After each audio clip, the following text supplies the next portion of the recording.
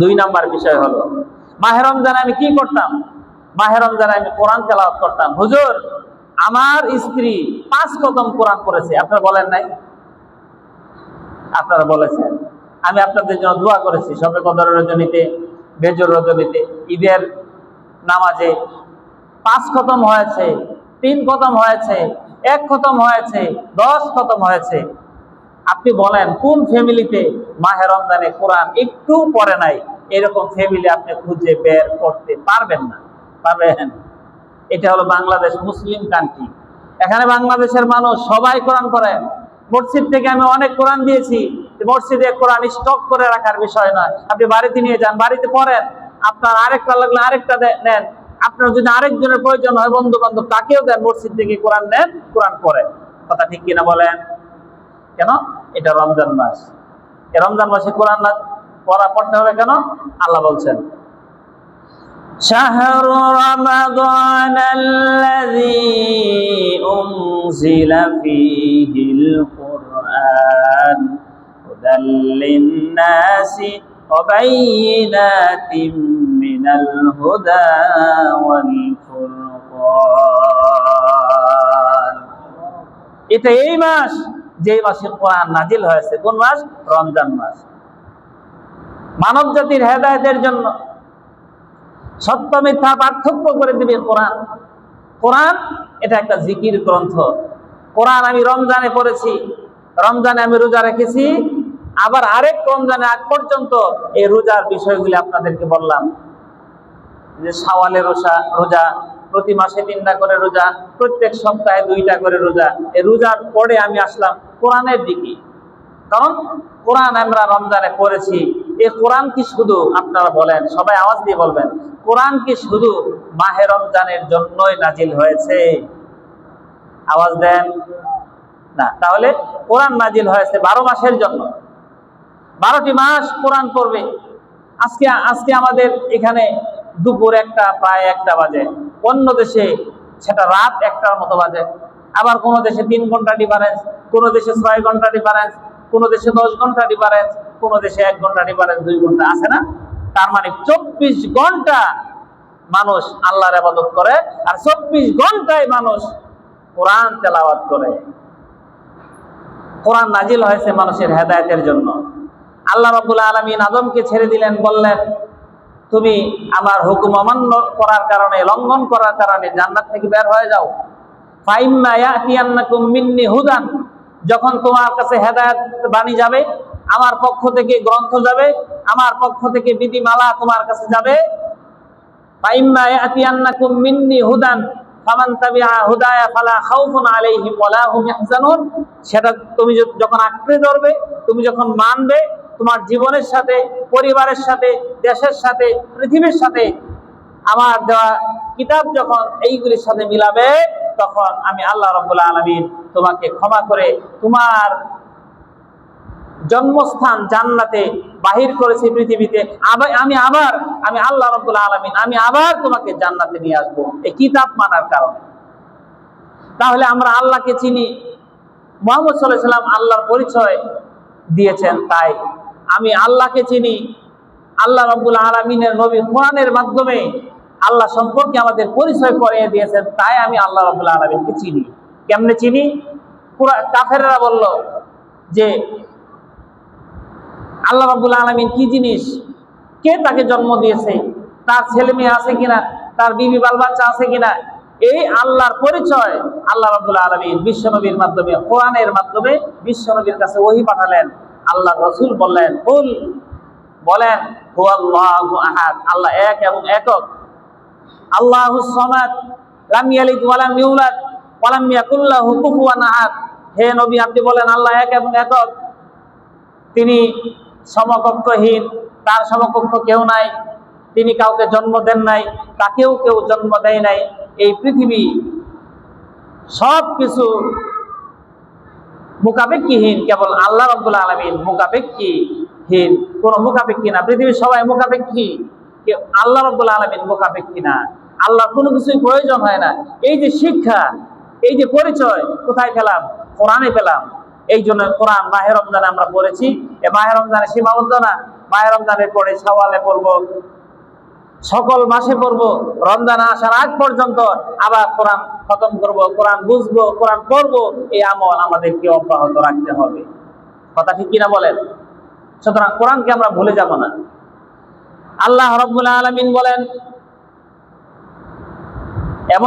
এমন কিছু মানুষ থাকবে, وَمَنْ أَعْرَضَ عَنْ ذِكْرِي فَإِنَّ لَهُ مَعِيشَةً ضَنكًا وَنَحْشُرُهُ يَوْمَ الْقِيَامَةِ أَعْمَى قَالَ رَبِّ لِمَ حَشَرْتَنِي أَعْمَى وَقَدْ كُنْتُ بَصِيرًا قَالَ كَذَلِكَ أَتَتْكَ آيَاتُنَا فَنَسِيتَهَا وَكَذَلِكَ الْيَوْمَ تُنسَى। জোরে বলেন আল্লাহু আকবার। আল্লাহ রাব্বুল আলামিন বলেন, যে ব্যক্তি কোরআন থেকে দূরে থাকবে, অর্থাৎ এইটা যে কোরআন সে পড়তে চাইবে না, এটা যে কোরআন সে বুঝতে চাইবে না, এটা যে কোরআন মানতে হয় সে মানবে না, এই যে কোরআনের উপর আমল করতে হয় সে আমল করবে না, কোরআনের বিধি নিষেধগুলি মানব জীবনের সাথে পারিবারিকভাবে, ব্যক্তিগতভাবে, সামাজিকভাবে, রাষ্ট্রীয়ভাবে সকল দিক থেকে মিলাতে হয় সেটা মিলাবে না। যদি এইরকম হয় সে কোরআন থেকে দূরে সরে যাবে। আল্লাহ রাব্বুল আলামিন বলেন, ফাইন্না লাহু মাঈশাতান দনকা, দুনিয়াকে তার জন্য একেবারে, দুনিয়াটাকে তার জন্য একেবারে কঠিন করে দেওয়া হবে, একেবারে সংকীর্ণ করে দেওয়া হবে। দুনিয়াতে যত কামাই আছে সে করবে, যত টাকা পয়সা উপার্জন করার সে করবে, দুনিয়া সব কিছু সে অর্জন করবে, কিন্তু কোরআন বিমুখ, কোরআন পড়ে না, কোরআন বিমুখ, কোরআন বোঝে না, কোরআন বিমুখ, কোরআনের উপর আমল করে না। কোরআনের সাথে সম্পর্ক ছিল রাসূলের, কোরআন না আমল করার কারণে, না পড়ার কারণে, না বুঝার কারণে রাসূল থেকে বিচ্ছিন্ন, সাহাবী থেকে বিচ্ছিন্ন, আল্লাহ থেকে বিচ্ছিন্ন, ইবাদত থেকে বিচ্ছিন্ন, আল্লাহর হুকুম মানা থেকে বিচ্ছিন্ন, আল্লাহর নিষিদ্ধ কাজগুলি থেকে বিরত থাকা, সবকিছু থেকে সে বিচ্ছিন্ন। কোরআন না জানার কারণে, না পড়ার কারণে, না বুঝার কারণে, না জানার কারণে আজকে সবকিছু থেকে সে বিচ্ছিন্ন।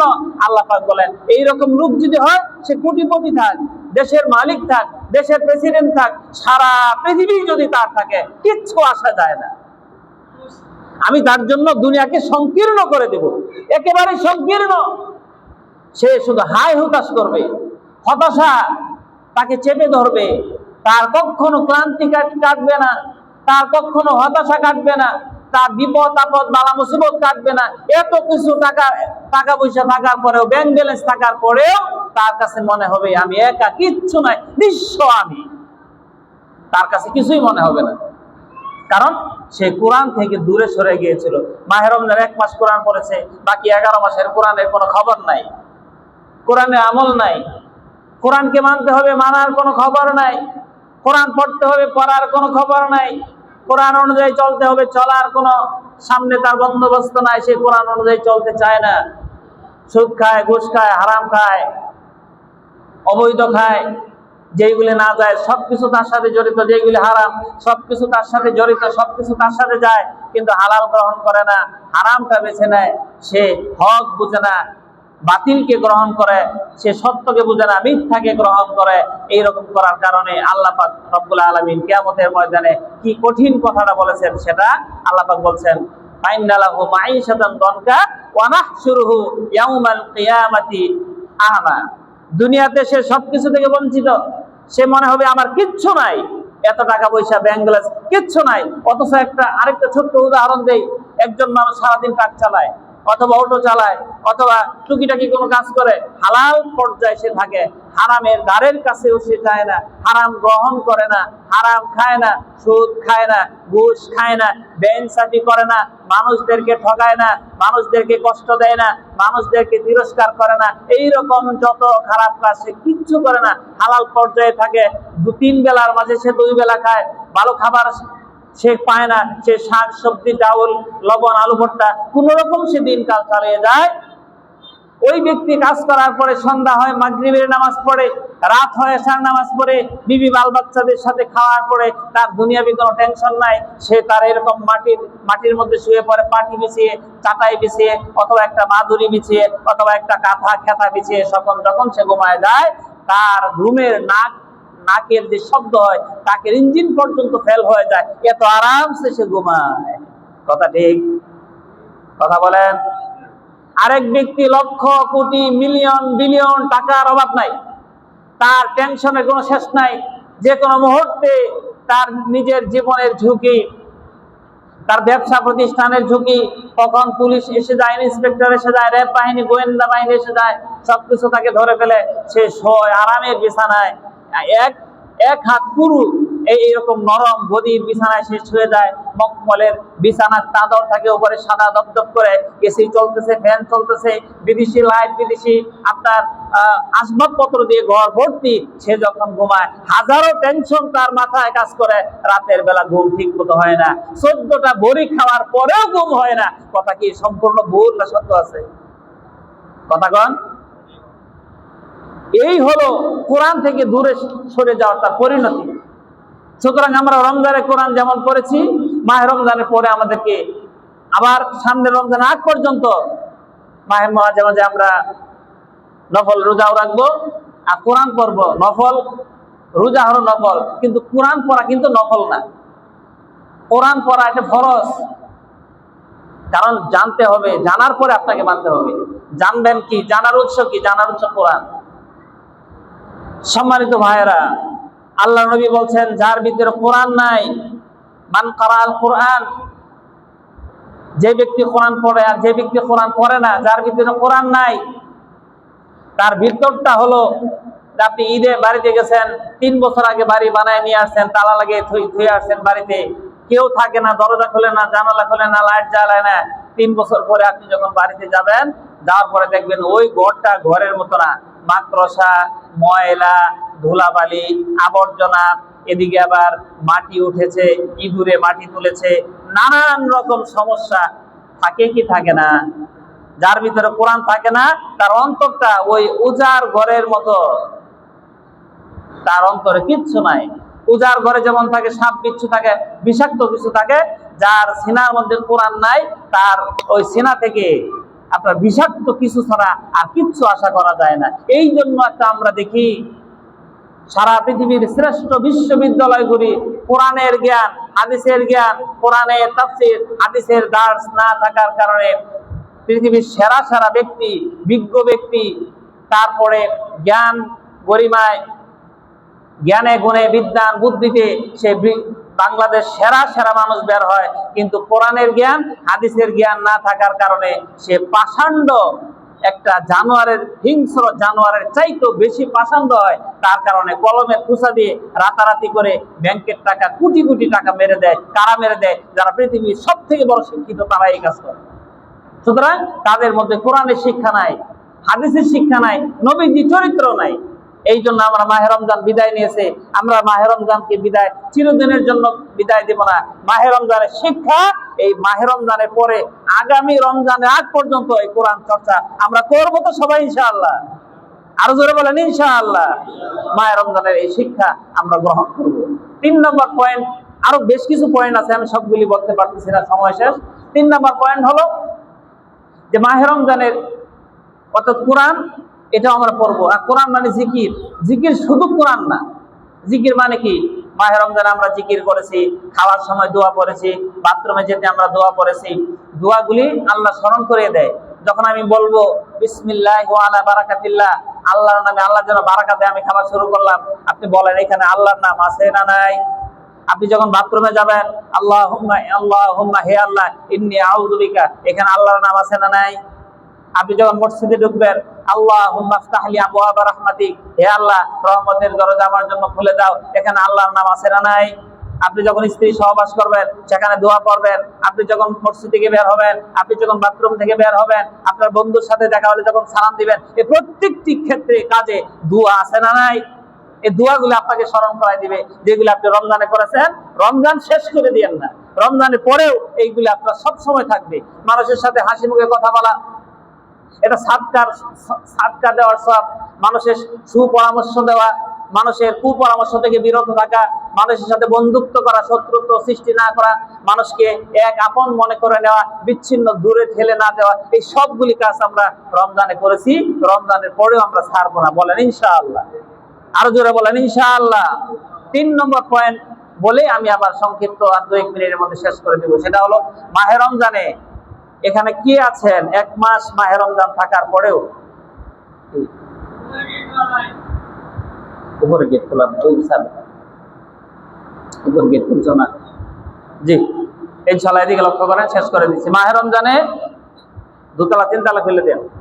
মাহে রমজানে আমরা কি করেছি? আপনি একটা মানুষ বুকে হাত দিয়ে বলেন আমি বিশ্বাস করব, চেষ্টা করেন বলা যায় কিনা। সেটা কি? সেটা হলো মাহে রমজান চলে গিয়েছে, আপনি সারা মাহে রমজানে 1টা টাকাও দান করেন নাই, এরকম একটা ব্যক্তি 10 বছরের বেশি এরকম একটা ব্যক্তি দাঁড়ায় বলেন যে হুজুর আমি দান করি নাই, দাঁড়ান তো দেখি। তার মানে হলো মাহে রমজানে আমরা সবাই দান বলেন করেছি। কেন? কারণ এই হাদিস জানি মাহে রমজানের 1 টাকা দান অন্য মাসে কমপক্ষে 70 টাকা, 700 গুণ বেশি, আরো বেশি। মাহে রমজানে যদি আপনি 1 টাকা দেন, এটার ফজিলত জানার কারণে তো আপনি দান করেছেন, যাকাত দিয়েছেন, ফিতরা দিয়েছেন। মাহে রমজানে দান, সাদাকা দান, যাকাত, খয়রাত দান, এগুলি কি মাহে রমজানে শেষ? কথা বলেন, মাহে রমজানে কি শেষ? না, মাহে রমজানের এই কাজগুলি আপনাকে আর সামনের মাহে রমজান আগ পর্যন্ত করতে হবে। আপনি ওই মাসে দিয়েছেন 10 টাকা, এখন আপনি 5 টাকা দেন, 2 টাকা দেন। ঈদে বাড়িতে যাওয়ার আগে আপনি মসজিদের দান বাক্সে জমা করে গেছেন, মসজিদে আপনি যেন সুস্থতার সহিত যেতে পারেন, মসজিদে দান খয়রাত করেছেন। আপনি যে সুস্থতার সহিত এসেছেন, এটাকে আল্লাহর প্রশংসা আদায় করার দরকার আছে না নাই? এই জন্য আজকে আপনিও ভুলবেন না যে বাড়ি থেকে এসেছি, পকেট খালি না। আপনার পকেট খালি না, আপনার পকেটে 5 টাকা আছে, না হয় 10 টাকা আছে, 20 টাকা নামাজের পরে আপনি আমাকে এক কাপ চা খাওয়ার ইচ্ছা করেছেন, সেটা চা খাওয়ানো লাগবে না, মসজিদে আপনি জমা রাখবেন। এইভাবে ধারাবাহিকভাবে প্রতি জুমায় আমরা কম বেশি মসজিদে দান করব, জমা রাখবো। কারণ এটা আমি মাহে রমজানে দিয়েছি, মাহে রমজানের আমল আমি বাদ দিব না। মাহে রমজান শেষ, সমস্যা কি? শাওয়াল, জিলকদ, জিলহজ, মুহররম, সফর, রবিউল আউয়াল, রবিউল সানি, এভাবে মাস আসবে।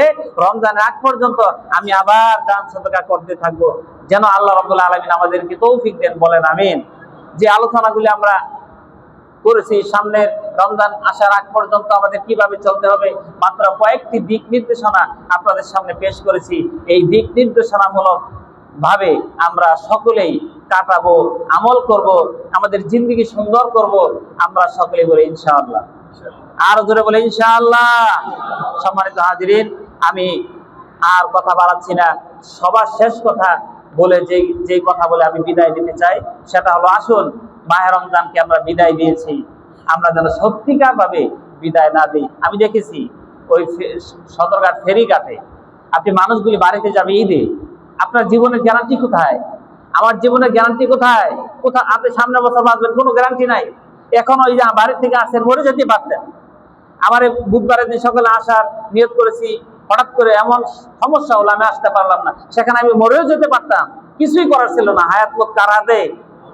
সম্মানিত ভাই, এই জন্য আমরা মাহে রমজানের সামনের মাহে রমজান পর্যন্ত বসে না থেকে এই কন্টিনিউ আমলগুলি করব। এই যে সদরঘাট একটা বাস দুর্ঘটনা হলে 50 জন মানুষ মারা গেল, আমরা তাদের জন্য দোয়া করি, আল্লাহ রাব্বুল আলামিন তাদের কবরের সমস্ত প্রশ্নের সঠিক জবাব দেওয়ার তৌফিক দিন এবং তাদেরকে শাহাদাতের মর্যাদা দিন। আল্লাহ রাব্বুল আলামিন তাদের জীবনের সকল গুনাহ যেন আল্লাহ পাক মাফ করে দেন এবং তারা যাদেরকে রেখে গেছেন তাদেরকে যেন আল্লাহ রাব্বুল আলামিন নিজ কুদরতিভাবে তাদেরকে লালন পালনের ব্যবস্থা করে দেন। আল্লাহ রাব্বুল আলামিনের কাছে সেই তৌফিক কামনা করি, আমাদের সকলের সুস্থতা কামনা করে আমি আমার সংক্ষিপ্ত আলোচনা এখানে শেষ করছি। ওয়া আখিরু দাওয়ানা আলহামদুলিল্লাহি রাব্বিল আলামিন।